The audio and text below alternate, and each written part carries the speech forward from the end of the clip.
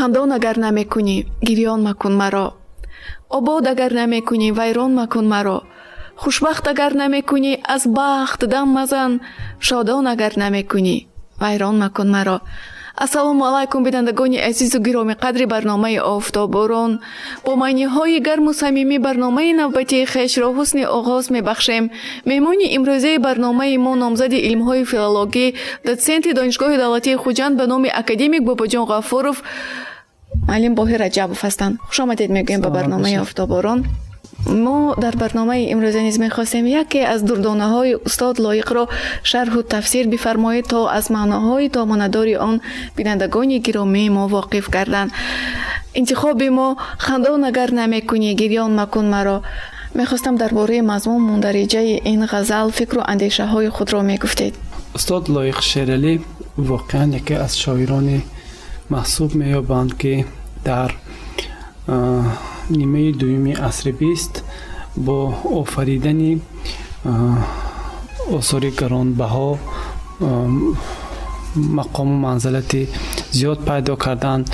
از جمله در آفریدن ژانر غزل استاد لایق شیرعلی همتانه دارند و امروز غزل های استاد لایق شیرعلی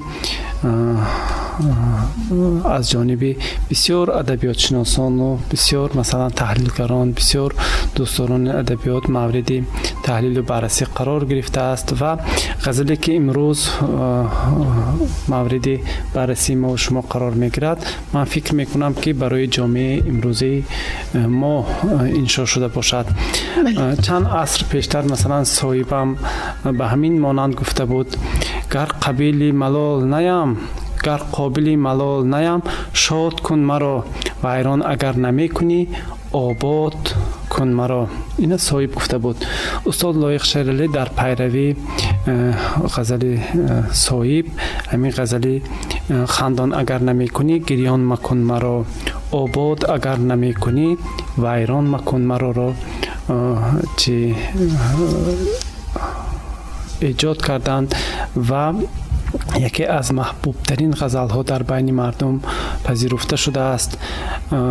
امروز ما میدانیم که از قدیم الایام مردم تاجیک تحمل پذیر بودند و بسیار چیزها را تحمل میکردند و آدمیزاد برای بیشتر برای شادی کردن، برای خوشبخت بودن، برای مثلا در بین جامعه معروف پیدا کردن، در بین یک کس به شما یک کس سخنی خوب گوید فخر کردن عادت کردگی هستند و همین غزل هم همین معنا میدهد خندان اگر نمی کنی گریان مکن مرا. اگر مثلا یک کاری رو مثلا به منفعت یک نفر کردن نتوانی مثلا رنجاندن در کار نه یک نفر دیگر رو همون نفر رو و آدم مثلا برای شما مثلا میباید که یک کمکش مثلا دستگیری کنید به خاطر آنی که مثلا برای پیشرفت زندگیش برای مثلا پیشرفت کار و فعالیتش از شما کمک میخواهد لیکن همون نفری که مثلا کمک میخواهد اون جانب مثلا به خاطر یک گپی که مثلا 10 سال پیشتر گفته شده بود یا که مثلا به خاطر یک نفری که این به دخل ندارد یا برادرش یا خواهرش یا مثلا پدرش یا مادرش با بابای وای مثلا یگان گپ دیگر گفته بود قصد میگیرد و دلی مراجعت کننده را مثلا میشکند و یک عمر مثلا با از این دلش چی میشود. به همین خاطر این غزل نشر شده است که آباد اگر نمی کنی ویران مکن مرا هم همین معنی رو میدهد. در چهارسوی زندگی تا کوی زندگی رهبان اگر نمی شوی سرسان مکن مرا. مثلا زندگی آدما هزار راه دارد. بله. با کدام راه رفتن مثلا یک کس واسطه می شود یا هدایت می کند. برای راست رفتن یا راه راست انتخاب کردن اول خود انسان باید چی کند اندیشه کند و هر کسی که مثلا توی برای راست میبرد چه حادثه هایی مثلا پیش روی انسان می شود و اگر به راه راست روید، مثلا به کار خوب روید، زندگیتون پیش رود، از همان نفر منتدار میشوید. مثلا یک نفر شما رو راهنمایی میکنند، میبینید به دانشگاه داخل میشوید، صاحب کسب میشوید، صاحب وظیفه میشوید، ثروتمند میشوید و در زندگیتان از او بیشتر یاد میکنید و همین سبب شد که مثلا زندگی شما روشن‌تر شد. و نفرانی هستند که با راه نیرنگ و فریب مثلا انسانها رو بر جای میبرند که پیش راهشان بسته است. از پشتی مثلا چند چیزهای ناچیز مثلا پس پنجره می روند، به غربت خانه ها می روند، به جای های می روند که زندگیشان تاریک است. و مقصد شاعر هم به نظر ما همین است که ما باید همیشه با راه راست انسان ها رو دعوت کنیم، هر کاری رو مثلا انجام دهیم که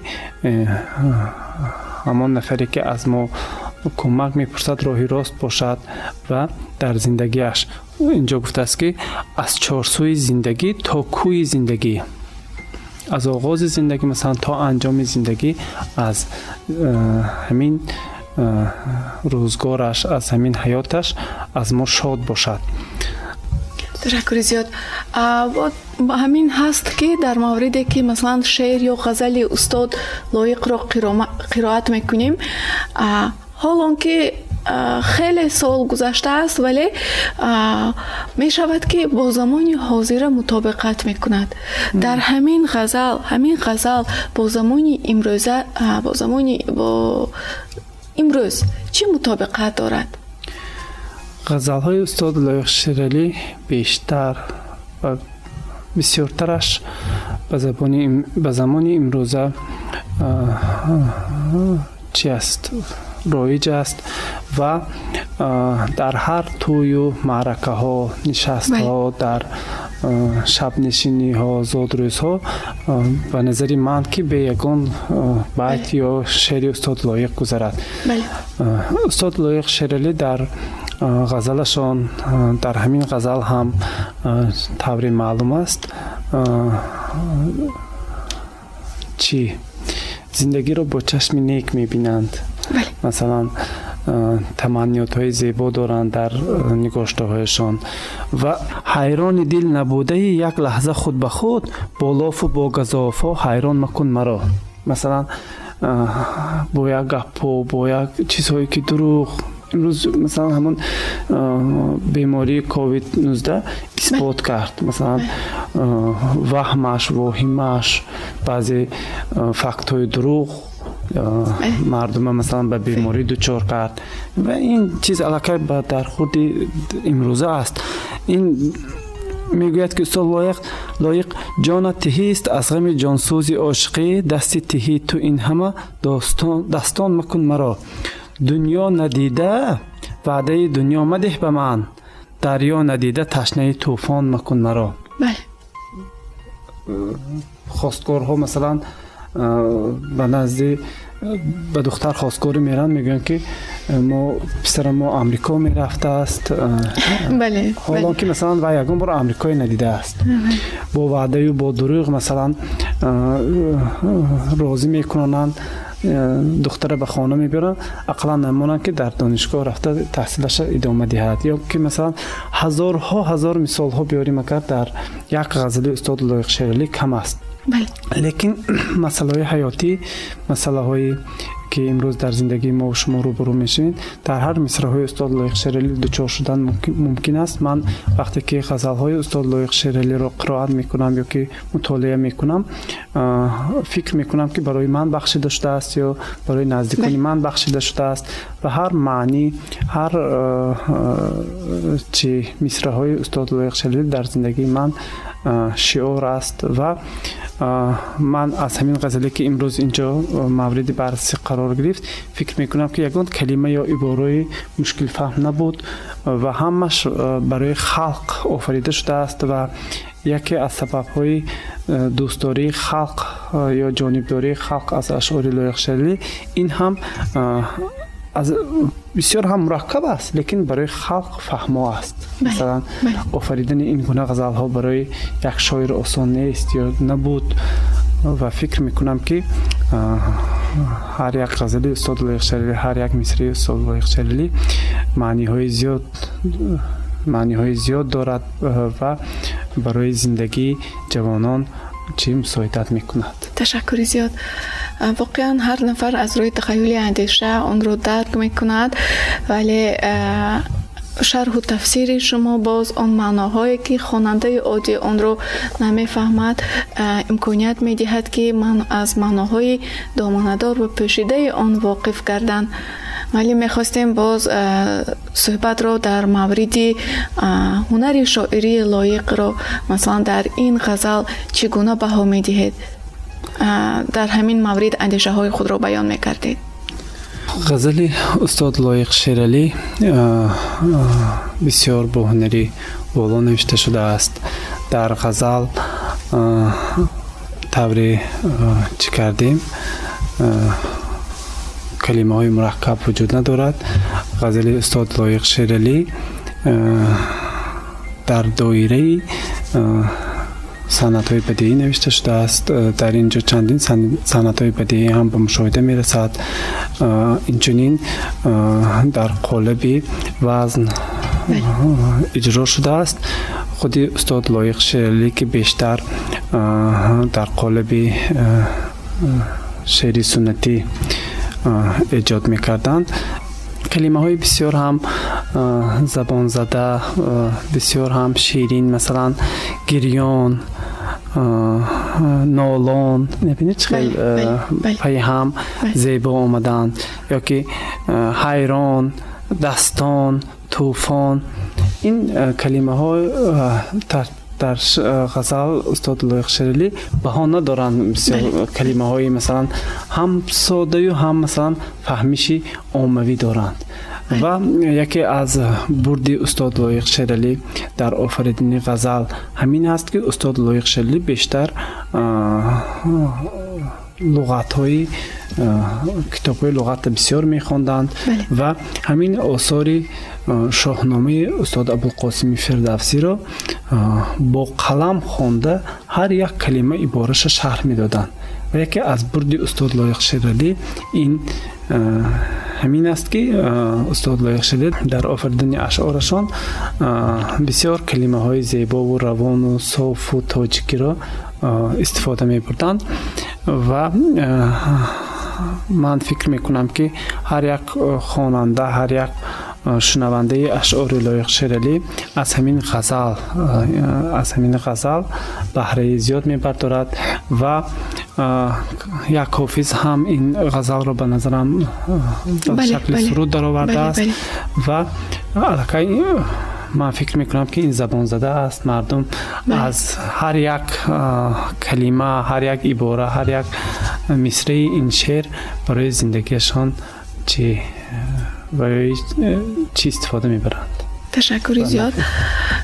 همچون پند.